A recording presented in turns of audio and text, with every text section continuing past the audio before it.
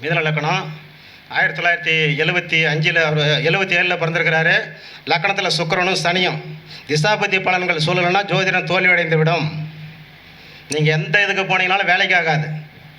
எல்லாரும் சொல்கிறாங்க அது அங்கே நிற்கிது இங்கே நிற்கிதுன்னு.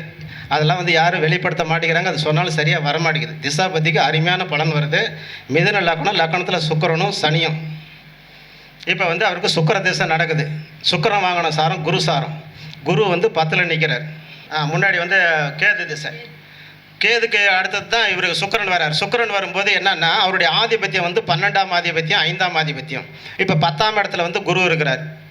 மிதுன லக்கணம், லக்கணத்தில் சனியும் குருவும் சுக்கிரனும் குருவும். அந்த சுக்கிரனை வாங்கின சாரம் குரு சாரம். குரு 10ல் நிற்கிறார். இந்த சுக்கிர தேசம் முடிகிற வரலாம் 12ஆம் பாவகமும் 5ஆம் பாவகமும் 10ஆம் பாவகமும் 7ஆம் பாவகம் உங்களுக்கு ஆக்டிவேட் ஆகும். ஆகையினால இந்த காலகட்டத்தில் முதல் போட்டு செய்யக்கூடிய தொழில் நீங்கள் செய்யாதீங்க. அதை செய்யறதுக்கு உங்களை இழுத்ததுன்னா நீங்கள் ஃபெயிலியர் ஆகிடுவீங்க அப்படின்னு சொல்லியாச்சு.